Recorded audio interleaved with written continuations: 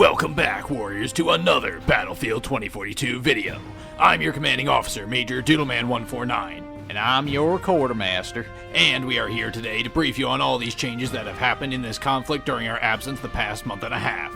Here are some pretty significant changes that I was unaware of, so I'd like to share these findings with you all. First thing I would like to address is how the brass redistributed resources to different operators in this conflict. Every specialist had some issues resolved with their kit, so I will just be addressing the notable changes some specialists will be encountering in the field. First off, our homegrown American serviceman Irish was apparently costing the brass too much cash when he used his deployable cover, because now he'll be utilizing cheap Chinese steel and plexiglass in his deployable covers. This means that now all vehicles can drive straight through his cover. That bulky Mexican dozer seems to have grown tired after carrying around his ballistic shield for half a year now, because if the shield is hit with enough force, say from a rocket or tank shell, dozer will now be staggered and open to damage. Rao must have met up with South Korea's Jisoo Pike, because he now utilizes her suit's former passive ability, the ability to spot enemies who cause him damage. Speaking of Pike, she now has a more aggressive program built into her suit that allows anyone she damages to be marked for the entire team. Just seems like a more aggressive Casper at this point. Angel has now been effectively rendered useless, as his supply bag no longer supplies armor to friendlies, now it's just ammo. This leaves a question then, why even deploy armor plates to the field in the first place? No soldier is choosing to run the IBA armor plate instead of another gadget because that's just stupid. Thanks HQ, you've effectively made me, your best soldier, less effective on the field. It seems us Americans weren't the only ones cutting costs when it comes to tech. Seems that the Russians decided that intel gathering was more important than damage output when it comes to Boris's turret. Now, the turret spots enemies with red dots for all friendlies, making it more useful for squad play. However, it received many drawbacks when it comes to firepower and durability. Again, probably buying that shitty Chinese steel. There's so many things to go over, but I will try to quickly. The turret's rate of fire dropped from 450 to 250 rounds per minute. Max damage dropped from 16 to 10, with minimum dropping from 10 to 7. Turret health, bullet velocity, lock-on range, target forget time, and reload speed have all been reduced. What an absolute shame. Now no one in their right mind will deploy with Boris. Sundance has tweaked her scatter grenades to cause the cluster bombs to explode more quickly after deployment. This should allow for them to not be completely useless now. And lastly, Maria Falk took some swimming lessons and is now capable of holding her Surrett pistol while swimming. The biggest changes...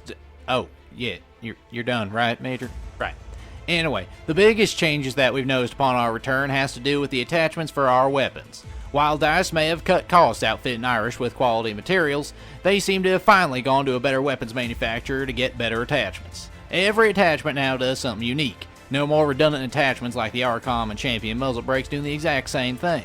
However, while I am happy with the weapon variety we have now, this just means all the weapon workshop classes I've done so far aren't exactly accurate.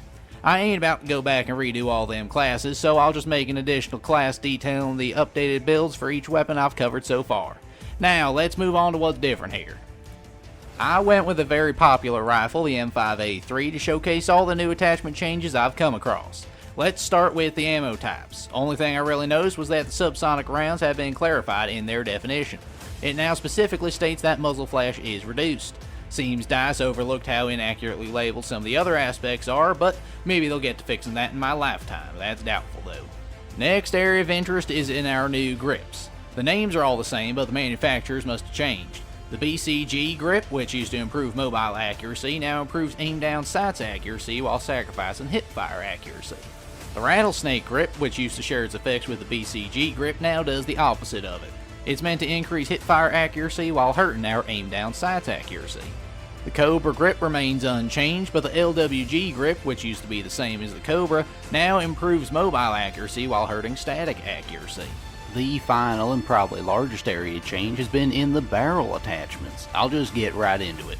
The 6KU suppressor is unchanged, but the wrap suppressor now no longer reduces our damage range, but instead just reduces our bullet velocity. The Champion muzzle brake does what it always has, reduces vertical recoil while harming horizontal recoil. However, the ARCOM tactical muzzle brake now does the opposite, which is just fucking stupid. The compensators are now useful at least. The tactical compensator now increases our accuracy while hurting our recoil control, while the WARHAWK compensator, my new best friend, reduces recoil at the cost of accuracy. Boy howdy, am I gonna have a field day testing out these new attachments on any future Weapon Workshop videos. Other than those specific changes, the brass at DICE has also tweaked a number of other areas. These changes are far too lengthy to go over in this briefing, so I'll provide a link for you below in order for you to investigate the specifics at your leisure. I noticed a ton of vehicle changes and adjustments, most of them being bug fixes, but there's also some new damage statistics if I saw those correctly.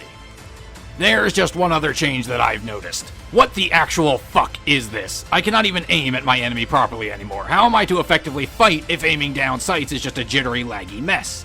DICE, pull your heads out of your asses and fix this. I've yet to hear of any fixes for this particular issue, but you can trust that your CO will do his due diligence and get you the answers on how to fix this. If you'd like to save me some time, soldiers, let me know how to resolve this stuttering issue if you've already found a way. Mind you, I'm on the Xbox rig, so troubleshooting for PC or PlayStation rigs simply won't help me. And with that, we've reached the end of this briefing. I'm sure you all knew about these changes long before I did, but with the addition of a new soldier to the Doodle Army, I was away from the action and didn't get a chance to check things out while on leave. So what do you think of all these changes DICE has made in this April update? We've had a good month to test these out, so if there's any problems, feel free to let me or the Major know.